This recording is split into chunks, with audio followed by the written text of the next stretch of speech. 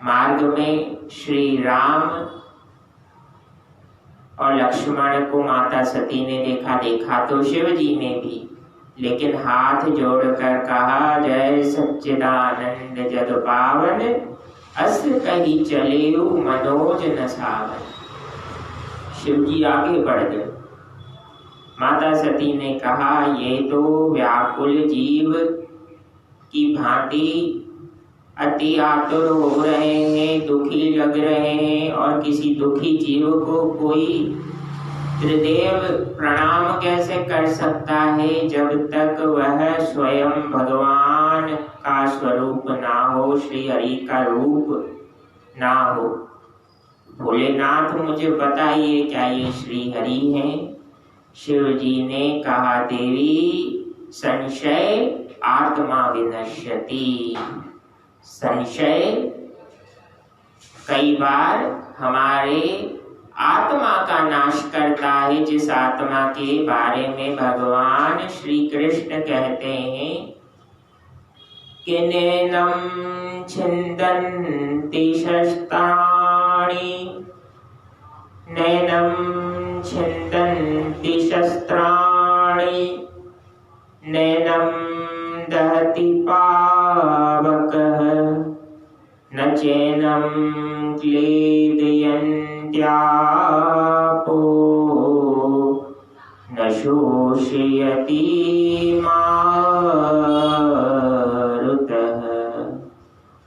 कोई भी पंच भौतिक स्वरूप, अग्नि, जल, वायु, कोई शस्त्र, जिस आत्मा को कोई नुकसान नहीं पहुंचा सकते, उस आत्मा को जीव स्वयं के कुतर्कों और अनावश्यक संदेहों द्वारा नुकसान पहुंचाता है। फिर भी माता सती ने कहा, बताइए।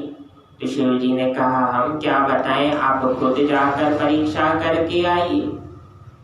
परीक्षा कैसे करें, यह विवेक से निर्धारित कीजिएगा।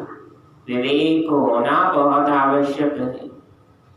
कई बार व्यक्ति अविवेकी होकर हर परिस्थिति को समान समझने लगता है, और वही चूक उस व्यक्ति के जीवन के लिए ब्लंडरस अर्थात अति नुकसानदायक हो जाती है। इसलिए कभी भी देश काल परिस्थिति का अवलोकन करने के पश्चात ही प्रश्नोत्तरी किया करें बंधुओं।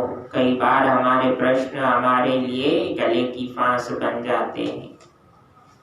याज्ञवल्क्य जी भरद्वाज मुनि से कहने लगे, माता सती के मन में संदेह तो हो गया, एक बार संदेह आया तो उसका समाधान उचित सद्गुरु से कर लेना चाहिए यथाशीघ्र रूप से, और भगवान शिव से बड़ा सद्गुरु कौन होगा।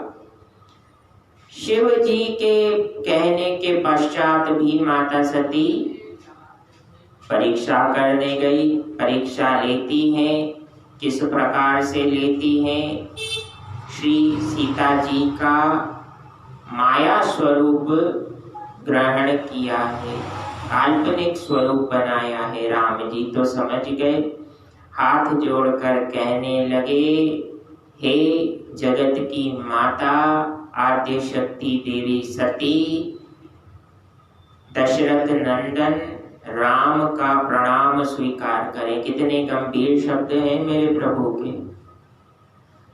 सब जानते हुए भी कोई संसारी जीव होता, परीक्षा करने वाले को तो डांट फटकार देता, लेकिन यहाँ प्रभु श्री राम हमें कह रहे हैं, अपने मन के आनंद और धैर्यता को कभी भी व्याकुल मत होने दीजिए। किसी में इतना सामर्थ्य नहीं कि आपके अंतर मन के आनंद को डिगा सके, सिवाय आपके स्वयं की। व्यक्ति स्वयं ही अपने मन को व्याकुल करता है और कोई दूसरा उसका कारण नहीं होता है। धैर्यता तभी आएगी जब मन शांत होगा, और जब तक मन शांत नहीं होता तो व्यक्ति को जीवन के महत्वपूर्ण निर्णय नहीं करने चाहिए, अन्यथा 100% असफलता सुनिश्चित हो जाती है,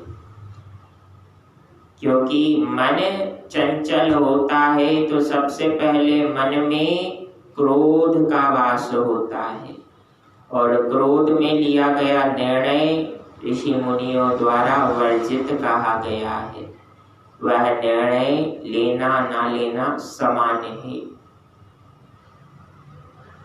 माता सती कहने लगी, अपने आप से बात कर रही है, अंतर मन से कई बार व्यक्ति बात करता है, और प्रायः हम अंतर मन से तभी बात करते हैं जब हमसे गलतियां हो जाती है, जब हमसे किसी का अनादर हो जाता है जाने अनजाने में। लेकिन यहाँ तो भगवान शिव ने मना किया था विवेक से परीक्षा लेना, परीक्षा विवेक से की नहीं, अविवेक से लिया।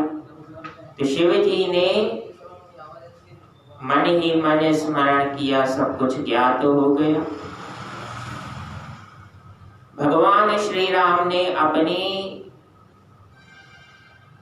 शालीनता का और मर्यादा का परिचय देते हुए माता सती से कहा कि मेरे पिता भगवान शिव शंकर कहाँ हैं, जो संसार के जीव धारियों को ज्ञान का सद्मार्ग प्रदान करते हैं। आप जानती हैं देवी, श्री सीता जी का हरण किसी राक्षस ने कर लिया है, हम इसलिए व्याकुल हैं, और आप अभी वन में ऐसे ही जा रही हैं, कहाँ हैं शिव जी? सुनते ही माता सती पीछे मुड़ी और दौड़ते हुए जल्दी जल्दी आगे बढ़ने लगी।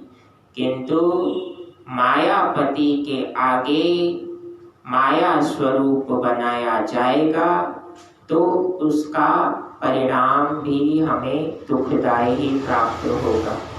हम भी भगवान के सामने जब मंदिर में जाते हैं, प्रायः व्यक्ति मंदिर में जब जाता है तो अपने संसारी लौकिक सामर्थ्य को प्रदर्शित करता है,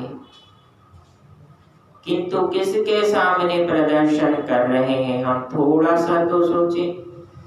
जिसने हमें सब कुछ दिया है उसके सामने प्रदर्शन सब कुछ किया, अपने यश कीर्ति वैभव को दिखाया, किंतु भगवान के सामने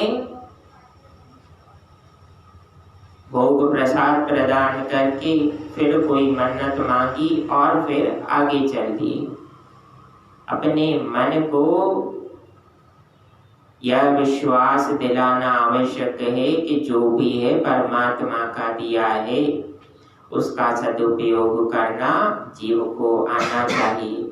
माता सती आद्य शक्ति का अवतार हुई, किंतु मन में संदेह हुआ, और उस संदेह के कारण परिणाम यह हुआ कि दक्ष के यज्ञ में उन्हें अपनी देह का त्याग करना पड़ा। परिस्थितियां निमित्त होती हैं। कभी भी किसी के प्रति हम यह जजमेंट ना बनाएं कि यह योग्य है या अयोग्य। योग्यता या अयोग्यता का निर्धारण भोलेनाथ करते हैं, हम जीवों के हाथ में यह अधिकार नहीं है। आइए कथा को विराम की ओर ले चलें।